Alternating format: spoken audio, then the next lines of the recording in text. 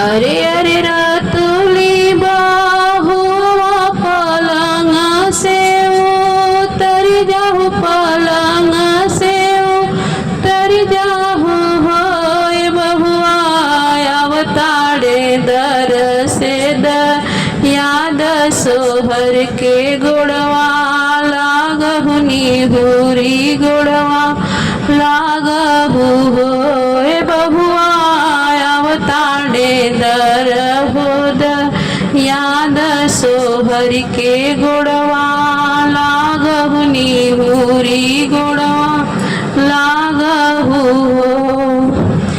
एक मैं बाबा की दुलारी हाई भैया के प्यारी हाई हो।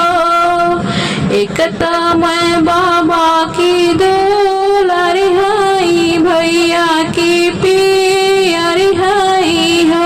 ए सासू तीसरे में बेटवा हो खवली कैसे का गुड़वा लागब कैसे का गुड़वा लागहु हो।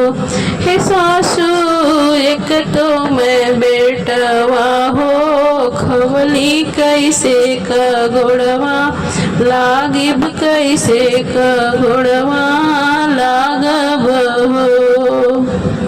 बोलिया तय सासू बोलिया तय बहुआ बोलेलू बोलही ना जानेलू बोलही ना जानेलू होय बहुआ सोन के सरैया हमरो लिहलू तमानी के उगिल ले तू हो। ए बहुआ सोन के सरैया हमरो लिहलू तमानी के उगिल लू हो। मोर पीछा वारवा सोनर भैया बेगे चली आवहु झमकी चली आवहु हो। मोर पीछा वारवा सोनर भैया बेगे चली आवहु झमकी चली आवहु हो। ए भैया सोन के सरैया गढ़ी देहु त सासू के लील वाई बमनी के उगिल वाई बहो। ए ससु ए सोनरा ए भैया सोन के सरैया गढ़ी देहु सासू के लील वाई बमानी के उगिल वाई बानी के उगिल वाई बहो।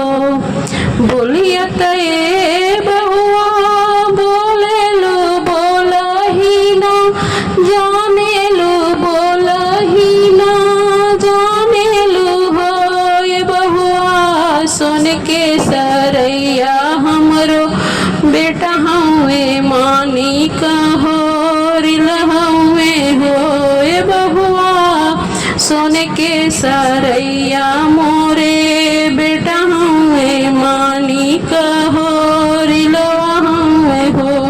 ए बहुआ सोन के सरैया हमरो बेटा हवे मानी कहो रिलो हवे हो।